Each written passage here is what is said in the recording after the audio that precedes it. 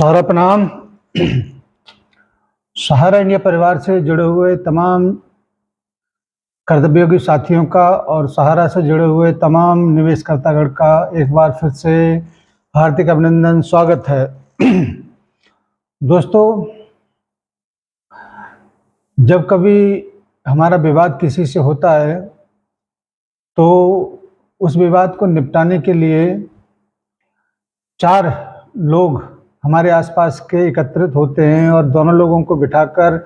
उस विवाद के बारे में बात किया जाता है। दोनों ही पक्ष अपनी अपनी बातों को रखते हैं और दोनों ही पक्ष इस कोशिश में रहते हैं कि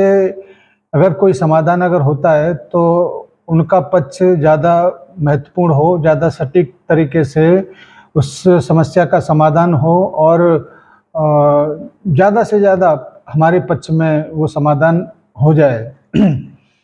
ठीक इसी तरीके से सुप्रीम कोर्ट की पहल पर अगर किसी विवाद को निपटाने के लिए जिम्मेदारी एक रिटायर्ड जज को दिया गया मध्यस्थता के लिए, तो उसमें दोनों ही पक्षों ने अपनी अपनी बातों को रखा होगा। तो उस पक्ष में जब सहारा की तरफ से किसी चीज़ का रखा गया होगा विचार, तो इस बात को जरूर रखा गया होगा कि सहारा के लगभग 5-5.5 हज़ार कार्यालय इस वक्त पूरे हिंदुस्तान भर में एक समय में पूरी जोर शोर से चला करते थे। वर्तमान में 1.5-2 हज़ार कार्यालय फिर भी खुले हुए हैं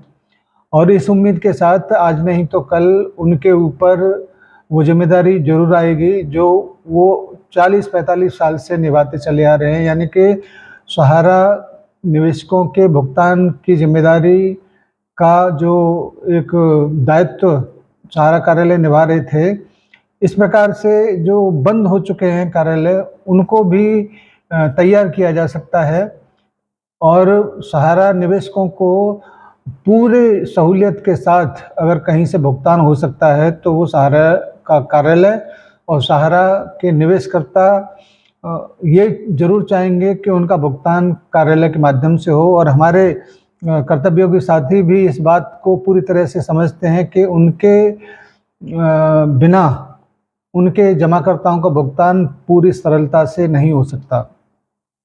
भुगतान तो 100% होना ही है, इस बात को कई बार सरकार भी बोल चुका है और सुप्रीम कोर्ट भी इस तरफ बहुत महत्वपूर्ण कदम उठा चुका है।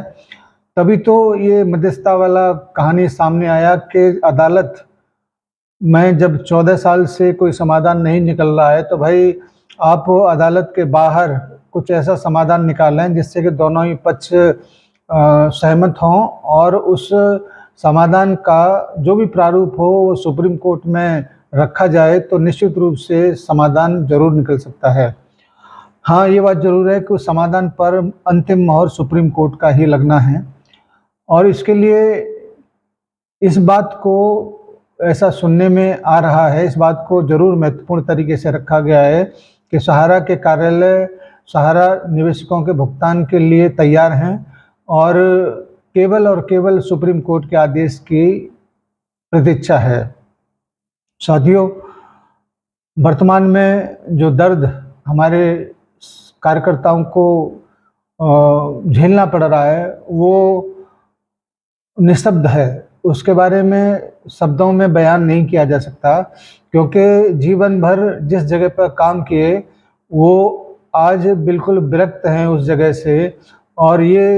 हमारे कार्यकर्ताओं से बेहतर कोई समझ नहीं पाएगा। चाहे भले ही निवेशकों का भुगतान से संबंधित जो भी समस्याएं हैं वो निवेशक जरूर इस बात को सह रहे हैं, मगर उससे कहीं ज़्यादा तकलीफ हमारे कार्यकर्ताओं को है और कार्यकर्ता इतने सालों से एक जगह पे पूरी निष्ठा के साथ, पूरी ईमानदारी के साथ, पूरे समर्पण के साथ काम किए और इन विवादों की वजह से उन सभी का जो भविष्य है एक तरीके से अधर में लटका हुआ है। इस बात को भी सहारा का प्रबंधन बेहतर तरीके से जानता है और इन सारी बातों को मध्यस्थता के उस प्रारूप में, मध्यस्थता की उस बातचीत में बहुत ही मजबूत तरीके से रखा गया होगा। अब केवल और केवल इस बात का इंतजार है कि माननीय सुप्रीम कोर्ट की तरफ से हरी झंडी हो और समस्त कार्यालयों को तैयारियों के साथ हमारा मुख्यालय इंडिकेट करे कि समस्त कार्यालय तैयार रहे। हमारे निवेशक भी इस बात को मानते हैं कि कार्यकर्ताओं के बगैर हस्तक्षेप के उनका भुगतान नहीं हो सकता है। साथियों, बहुत विकट स्थिति हम सबके सामने इस वक्त है और इस वक्त अपने आप को थोड़ा सा संयमित रखने की भी ज़रूरत है, क्योंकि समाधान तो निश्चित रूप से होना ही है और कब तक होगा, कैसे होगा, इसका पूरा जिम्मेदारी माननीय सुप्रीम कोर्ट के हाथों में है। और हम सोशल मीडिया पर जिस प्रकार से अपनी दर्द की अभिव्यक्ति कर रहे हैं वो भी किसी से छुपा नहीं है। और जैसे ही सुप्रीम कोर्ट की तरफ से इन सारी समाधान को सामने लाया जाएगा, आप यकीन मानिए उस वक्त आपकी लाइफ की पूरी दिशा बदल जाएगी। आज हम किन परिस्थितियों में हैं उसको सरकार की तरफ से भी इस बात को जरूर समझा जा रहा है, जरूर उस बात को समझते हैं, लेकिन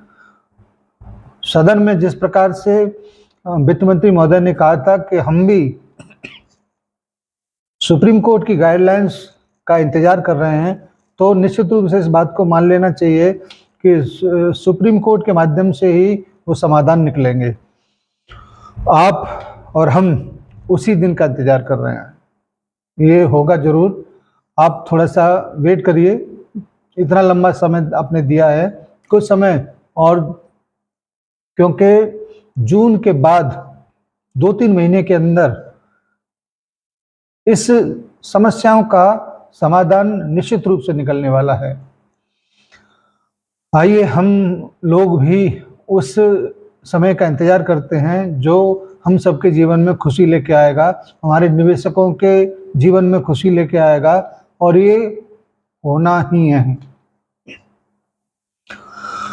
धन्यवाद, क्योंकि आज जो एक विचार आप लोगों के लिए था उसको मैंने आपके सामने रखा। उम्मीद है कि अपने साथियों तक इन विचारों को जरूर पहुंचाएंगे, जिससे उनको भी थोड़ी सी सांत्वना मिल सके। धन्यवाद आप सभी को, सादर सारा प्रणाम, और हमारे सभी निवेशक साथियों को सादर नमस्कार। जय हिंद, सादर सारा प्रणाम। मैं एक शब्द इस्तेमाल करना चाहता हूं,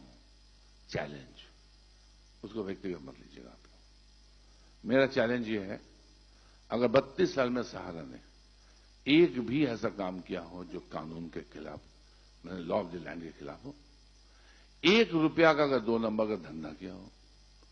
एक भी ऐसा काम किया जो वो क्या कहते हैं सरकारी तंत्र में जाके वो पैसा खिला के और वो लाइसेंसिंग करके कोई काम किया हो उल्टा पुल्टा, एक भी ऐसा काम किया हो जो समाज और देश के प्रति गलत है, एक भी ऐसा काम किया हो जो जो जो मतलब जो बेसिक वैल्यूज हैं, मूल्य हैं, उनके खिलाफ कोई काम किया हो। अगर ऐसा एक भी मिल जाए आपको, जो 20 साल से आप लोग चेक कर रहे हो, आज तक कुछ नहीं मिला, अभी आगे भी नहीं मिलेगा कभी, आपको एक मिल जाए, हम सबको हैंग कर दो। और मैंने फिर माफी मांगते उनसे कहा, अगर नहीं करोगे तो हम नागरिक की हैसियत से मांग कर रहा हूं, जो लोग बदतमीजियां कर रहे हैं, जिनको कर्तव्य का कोई बोध नहीं है, बड़े बड़े ओहदे पर बैठ के अपने को खुदा समझ बैठे सरकारी तंत्र में, तो फिर आपका यह कर्तव्य बनेगा, उनको हैंग करो। अगर वो गलत है उनको हैंग करो।